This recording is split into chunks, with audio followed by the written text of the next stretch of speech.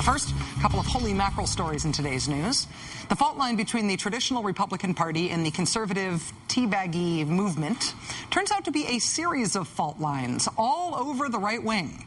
The schism within the far right, which is a different schism from their schism with traditional Republicans, involves two similarly named, similarly themed, but apparently very different groups: the Tea Party Express and the Tea Party Patriots.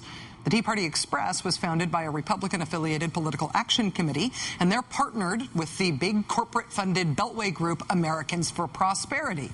The Tea Party Patriots, on the other hand, see themselves as totally different, because the Tea Party Patriots are partnered with a different big corporate-funded Beltway group, FreedomWorks, which is run by former Republican House Majority Leader Dick Armey. How bad is the rivalry between these not all that different but nevertheless bitterly divided groups?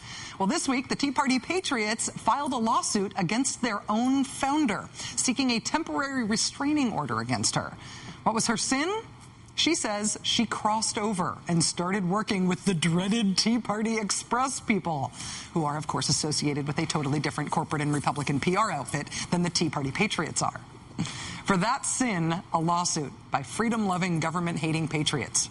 The Tea Party Patriots founder responded to the lawsuit on her blog today, saying, quote, "In the end, the reasons for my, quote, removal from any, quote, leadership position and this frivolous lawsuit cannot change the fact that I am still a Tea Party Patriot, just as all of you." Well, not exactly. Amy Kramer, the lawsuit-targeted Tea Party Patriots founder, is now listed as a member of the Tea Party Express on that group's website. Traitor! What would Samuel Adams say? To go with the Tea Party v. Tea Party crisis, there's also now a birther v. birther crisis. I know. Orly Tates, the mother of birtherism, had one of her lawsuits dismissed last month, in part because the judge worried that Tates induced perjury. The Orange County Register has obtained an affidavit filed in that case against Orly Tates by a fellow birther conspiracy theorist. He claims that Tates asked him to lie in court.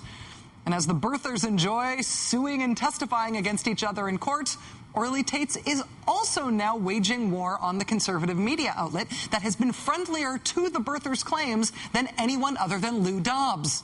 Orly Tates called a protest this week outside Fox News. The protest was held yesterday. You see the thousands of people there, disguised as pavement and tall buildings.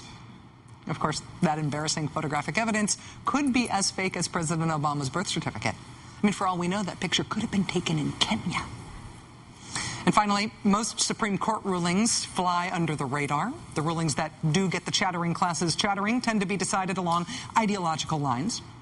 Kelo versus City of New London, however, was different. Outrage over the Kelo decision spanned the ideological spectrum.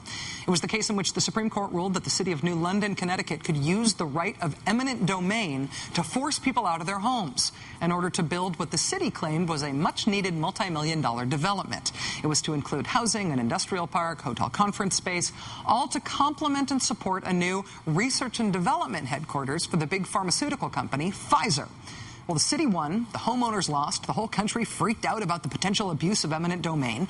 And then this week, Pfizer announced that it's abandoning that giant R&D headquarters that made New London want to build on that site in the first place.